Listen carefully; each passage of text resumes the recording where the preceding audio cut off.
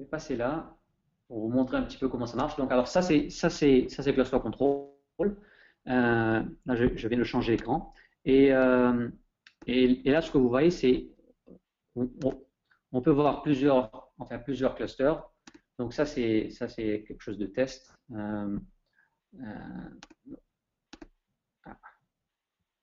Donc alors, euh, donc, donc là, ce qu'on a, c'est on a un cluster de 3 nœuds MySQL, ok. Et puis on a le contrôleur. Ça c'est un nœud, comment dire, cluster control. Et puis on est aussi en train de répliquer, enfin, à ce cluster Galera, ok, à un esclave. Ok, donc c'est un setup assez, enfin, euh, euh, qui combine un petit peu le clustering Galera avec la réplication MySQL. Et on a aussi 3 instances HAProxy. Ok, donc alors euh, on va voir ça. Donc on a Actions. Et là, on peut par exemple ajouter d'autres nœuds à notre cluster MySQL. On peut ajouter par exemple un esclave, mais on va voir ça, add load balancer. Donc, add load balancer, très facilement, on peut, disons, enfin, à partir de là, ajouter un nouveau load balancer. Donc, on peut dire par exemple sur ce host, on peut dire le port enfin, sur lequel il va écouter, le policy. Et puis, et aussi, on peut voir un petit peu, ça c'est les différents serveurs MySQL qui sont disponibles dans le cluster.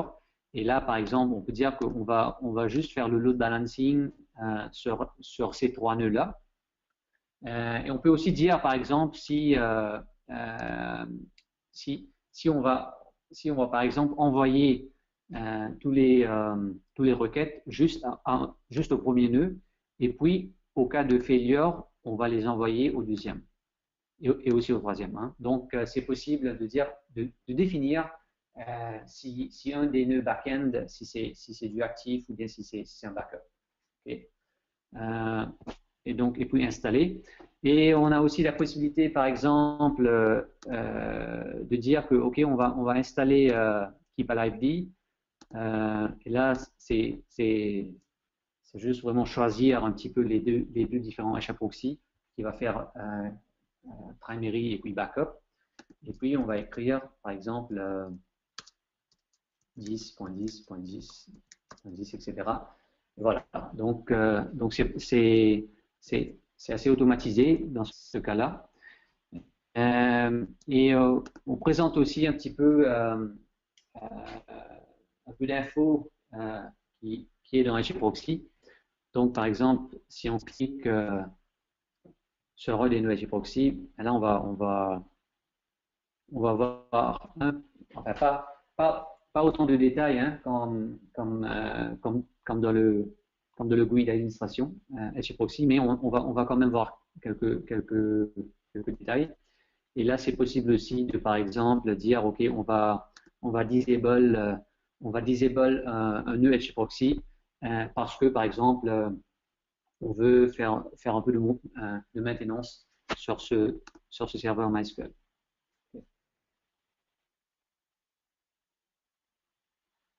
OK. Donc là, je vais passer à la présentation.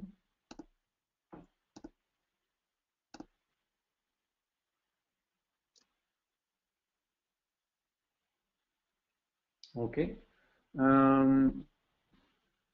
Voilà. Donc, ce qu'on va faire, c'est on va faire un autre, juste un autre pôle. Quel genre de cluster MySQL utilisez-vous aujourd'hui? Donc, MySQL Cluster NDB, euh, Cluster Galera pour MySQL ou MariaDB, euh, Cluster Replicatio Master Slave, ou bien pas de cluster standalone. Donc merci pour votre participation.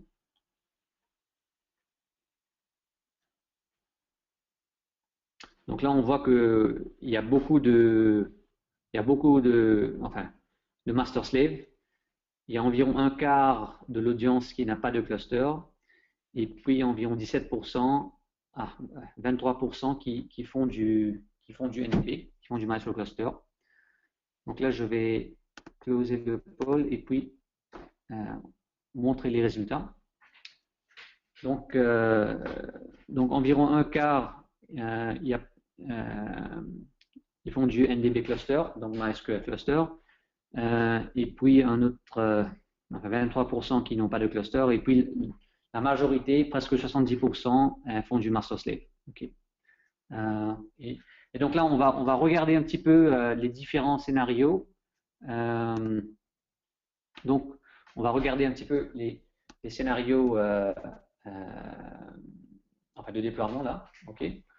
Donc, on a déjà MySQL Cluster. Alors, MySQL Cluster, qu'est-ce que c'est? C'est une base de données qui est distribuée sur plusieurs nœuds. Hein. Donc, tous les nœuds sont en actif dans le cluster, donc il n'y a pas de nœud passif. Et là, on a trois types de nœuds. Donc, les data nodes, hein, les nœuds de données, comme on peut voir là, c'est tout en bas. Donc, c'est eux qui contiennent le data. Et puis, on a les nœuds SQL. Donc, ça, c'est des serveurs MySQL. Et les clients se connectent à ces nœuds-là pour faire des transactions. Et puis, on a aussi des nœuds de management, donc configuration du cluster. Ils s'occupent aussi d'une fonction logging, disons, centrale dans le cluster. Et en général, c'est des processus qui sont assez légers, disons. Ils ne font pas grand-chose. Donc, c'est possible, par exemple, là, dans ce cas, d'avoir les nœuds HAProxy sur les serveurs management. Okay. Et donc, dans ce cas, ce qui se passe un petit peu, c'est qu'on introduit une latence, hein, parce que les requêtes en général de votre app serveur, ça va passer à travers une couche de machine, donc, disons séparée. Et puis, ça va faire aussi le hop pour aller sur le serveur MySQL. Donc, il y a une petite latence qui est ajoutée dans ce cas-là. Et puis, c'est aussi possible, ce qu'on voit souvent, c'est de colloquer, disons, le nœud HAProxy avec l'application. Hein. Donc, dans ce cas, c'est le mettre sur les app serveurs. Et donc là, on va réduire la latence par rapport à la connexion réseau. Mais ce qui se passe, c'est qu'on introduit une charge additionnelle sur le serveur applicatif. Donc ça, c'est un petit peu ça pourrait être le désavantage. Et puis aussi, il ne faut pas oublier qu'on a des health checks sur les nœuds SQL. Et ça se fait à partir de toutes les instances HAProxy. Donc, si vous allez ajouter des app serveurs dans votre environnement, vous allez mettre plus de charge sur les nœuds SQL. Okay. Et puis, finalement, bon, si vous avez une application Java, c'est aussi possible de se servir du connecteur Java de MySQL. Donc, il y a déjà une fonction de load balancing dans connecteur J. Okay. Et donc, vous pouvez spécifier la liste de serveurs MySQL dans le connection string qu'on voit là. Et ça, vous allez le mettre, par exemple, dans un fichier de configuration. Et donc, si vous allez ajouter et retirer les serveurs MySQL, il faut mettre à jour tous les autres app serveurs pour qu'ils savent qu'il y a un nouveau serveur. Donc il y a, il faut pas oublier ça.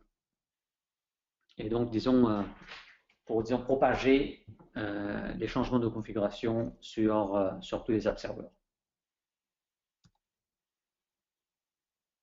Alors, la troisième façon, par exemple, c'est de faire la colocation du HAProxy avec les nœuds SQL.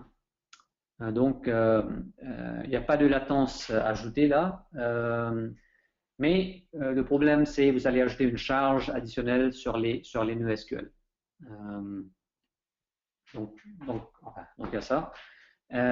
Et puis, enfin, dans ce cas, si vous faites une configuration comme ça, on ne recommande pas de se servir enfin, du driver JDBC pour faire le load balancing. Et en même temps, avoir HAProxy là-dessus. Donc ça c'est important.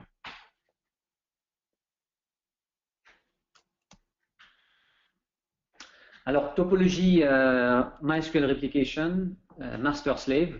Alors, donc, il y avait 68% de l'audience qui avait enfin, qui faisait du master-slave. Donc, en général, dans cette topologie-là, on recommande qu'il y ait un master hein, pour les écritures. Et puis les lectures, ils peuvent être envoyés sur les slaves. Donc, ça c'est assez important. C'est possible d'avoir des setups qui sont plus master-master, mais nous, on ne le recommande pas, hein, parce que le problème un petit peu, c'est que si vous envoyez des écritures, il se peut que vos serveurs ne sont plus en synchronisation, et donc là, enfin, vous allez casser la réplication entre eux, et les serveurs vont pas avoir les mêmes données. Okay. Donc, en général, on essaye d'être enfin, un peu plus, enfin, pour faire attention qu'il n'y ait pas